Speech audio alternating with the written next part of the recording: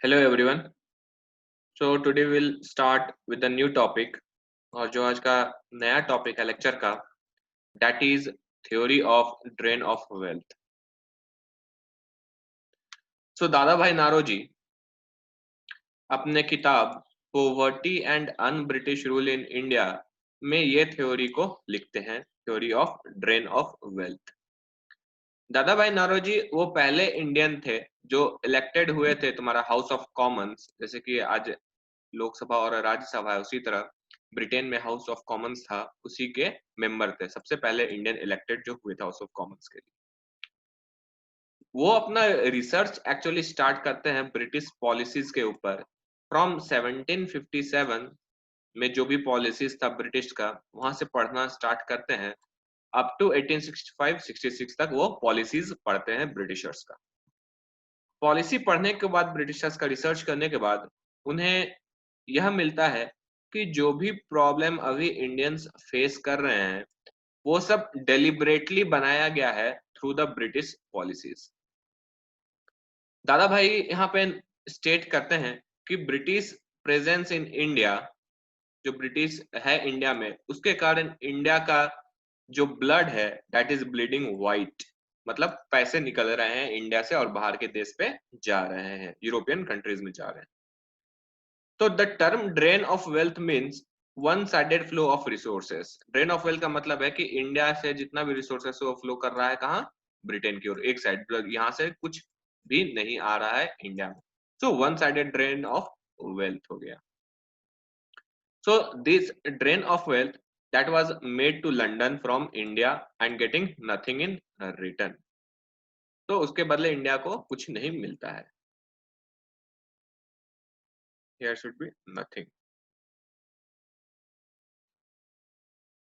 तो दादा भाई नारोजी जब 1757 से अपना रिसर्च शुरू करते हैं, that was from battle of Plassey, तो ब्रिटिश उस वक्त से अभी तक had adopted various ways and means, बहुत सारे तौर तरीके खोज लिए हैं ताकि इंडियन रिसोर्सेस का ड्रेन हो सके to London. According to him, Dadabhai Naoroji के according, the process of drain started in the name of tribute system. ये जो स्टार्ट हुआ ये प्रोसेस ड्रेनिंग का, वो गिफ्ट के नाम पे, ट्रिब्यूट के नाम पे स्टार्ट हो गया कि मुझे ट्रिब्यूट चाहिए, ब्रिटिश ऑफिशियल्स जो मांगते थे।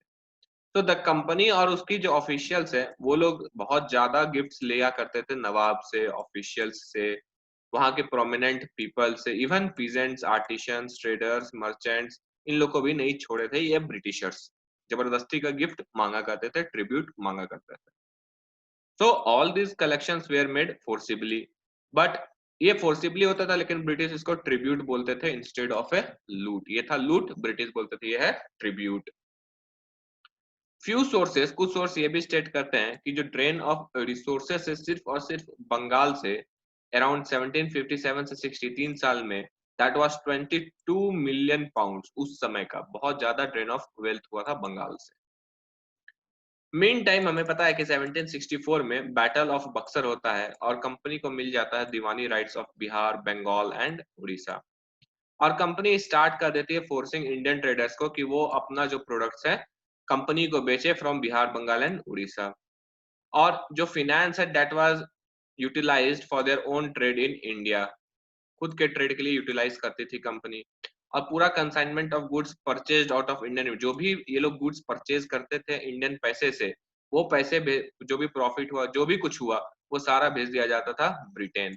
और इंग्लिश इसे बोलती थी कि हम क्या कर रहे हैं, इन्वेस्टमेंट कर रहे हैं, जबकि इंडिया को उसके बदले में कुछ भी नहीं मिलता था। So as a result of industrial revolution in Britain, industrial revolution जब हुआ ब्रिटेन में, इंडिया को बना दिया गया supplier of cheaper raw materials. की रॉ मटेरियल्स कहाँ से आएंगे, भारत से आएंगे। और इंडिया को प्लस मार्केट भी बना दिया गया ब्रिटिश मशीन गुड्स का। So entire profit out of Indian trade, India से ट्रेड हुआ जो भी प्रॉफिट होता था जो कि इंडिया में इन्वेस्ट होना चाहिए था, वो that was carried back to Britain. ऊपर से हमें ये भी पता है कि ब्रिटेन ने हर संभव प्रयास किया कि जो ब्रिटेन का मार्केट है उसे बंद कर दिया जाए इंडियन गुड्स के लिए। और as a result charter act of 1813 और 33 आता है, जिसमें हमें पता है कि फ्री ट्रेड इंट्रोड्यूस कर दिया जाता है इंडिया में। That was only one way, free trade. जिसके कारण इंडियन मार्केट्स में जो है ब्रिटिश के मशीन गुड्स जो है वो फ्लोट करने लगते हैं काफी ज्यादा, और इस कारण से जो ड्रेन ऑफ वेल्थ का प्रोसेस था वो और सीवियर हो जाता फ्रॉम इंडिया टू लंदन। अब आफ्टर द रिवोल्ट ऑफ 1857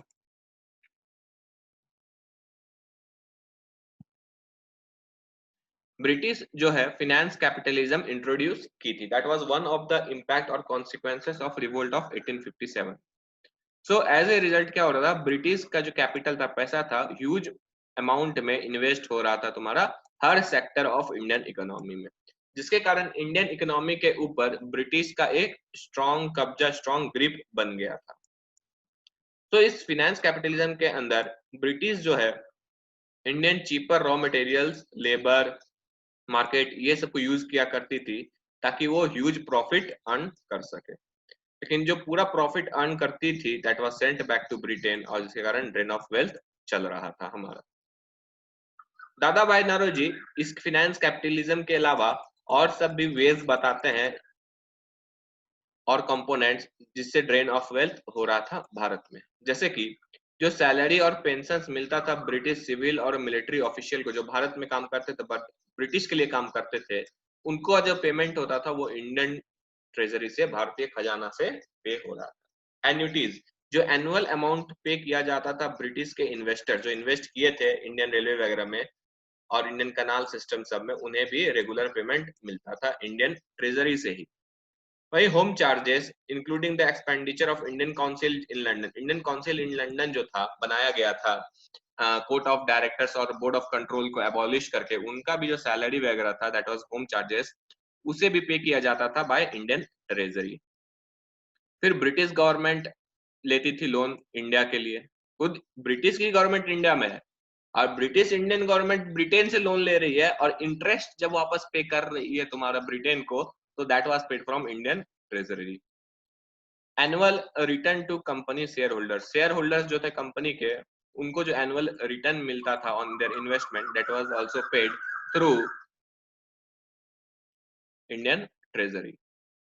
कुछ इंडियन स्टूडेंट्स लंदन में रहते थे, पढ़ते थे, तो उनका भी जो एक्सपेंडिचर है वो भेजा जाता था इंडियन ट्रेजरी से।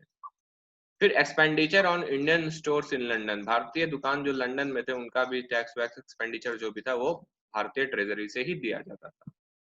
फिर expenditure on Indian army to fight wars capture territories in Africa for Britain, Britain के लिए इंडियन आर्मी का, इंडियन पर्सनल्स का यूज किया करते थे ब्रिटिश अफ्रीका वगैरह में टेरिटरी कैप्चर करने के लिए, और उनका जो भी एक्सपेंडिचर होता था, खर्च होता था, that was used by Indian treasury. So according to Naoroji the drain of wealth from India, जो ड्रेन ऑफ वेल्थ हुआ भारत से, वो डिप्राइव कर दिया इंडियन इकोनॉमी को इन्वेस्टेबल फंड से। जो फंड इन्वेस्ट होना चाहिए था इंडिया में वो नहीं होता है इंडियन इकोनॉमी में। ये सब इन्वेस्ट किया जा सकता था पैसा, जैसे कि इंडियन एग्रीकल्चर को डेवलप किया जा सकता था, ट्रेड, इंडस्ट्री, एम्प्लॉयमेंट जनरेट किया जा सकता था, ये सब किया जा सकता था इन पैसों से। बट पैसा ड्रेन ऑफ वेल्थ होने के कारण क्या हुआ, एग्रीकल्चर स्टैग्नेंट हो गया, खराब हो गया, इंडस्ट्री और ट्रेड सफर करती है, ह्यूज अनएम्प्लॉयमेंट होता है, पॉवर्टी और फेमिन्स आते हैं भारत में। सिंपल वर्ड में नारोजी समझाने का कोशिश किए यहाँ पे टू द इंडियंस कि जो process through which Indian resources were carried to Britain, कि जो प्रोसेस फॉलो किया गया है ब्रिटेन के द्वारा, जो पॉलिसीज, उससे क्या हो रहा है, जो सारा पैसा इंडियन पॉकेट्स में आना चाहिए था वो ब्रिटेन के पॉकेट में पैसा जा रहा है।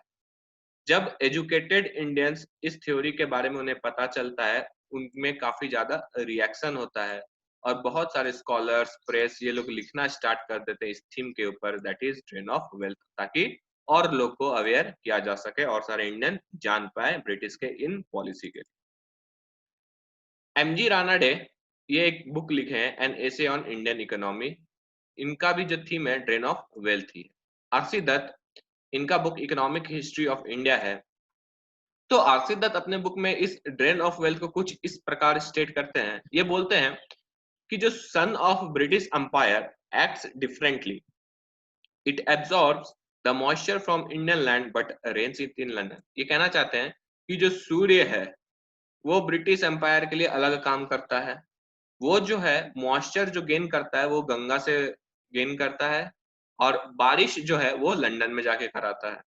मतलब सिंपल है कि शक हो रहा है इंडियन इकोनॉमी, जो कि यहाँ से प्रॉफिट अर्न हो रहा है, जो कि यहीं पे इन्वेस्ट होना चाहिए था, बल्कि वो जाके इन्वेस्ट हो रहा है ब्रिटेन में। वहीं जॉन सुलिवन एक ब्रिटिश ऑफिशियल थे मद्रास गवर्नमेंट में, ये बोलते हैं कि ब्रिटिश सिस्टम जो है वो that acts like a sponge, it absorbs water from the Ganges but squeezes it in river Thames. तो यहाँ पे ये बोल रहे सुलेवन कि जो ब्रिटिश का सिस्टम है, जो पॉलिसीज है इकोनॉमिक का, वो एज ए स्पंज काम करती है। क्या करते हैं, गंगा से पानी सोखती है और जाके स्क्वीज गार देती है रिवर थेम्स में, यहाँ का पानी वहां पहुंचा दिया। तो सिंपल वही है, इंडिया का प्रॉफिट ब्रिटेन पहुंच गया। तो ये सारे जितने एबव राइटिंग्स थे, इनका बहुत ट्रिमेंडस इफेक्ट होता है इंडियन यूथ पे। वो लोग जागरूक होते हैं और एज ए रिजल्ट बहुत सारे पॉलिटिकल ऑर्गेनाइजेशन स्टैब्लिश होते हैं इंडिया में, including Congress, and thus giving birth to national movement, और उसके बाद नेशनल मूवमेंट शुरू हो जाता है। So this was all about theory of drain of wealth. Any doubt you can comment me. So this was a small topic, I will end the lecture here, और Monday को हम लोग नए topic के साथ बिगिन करेंगे। Thank you for watching.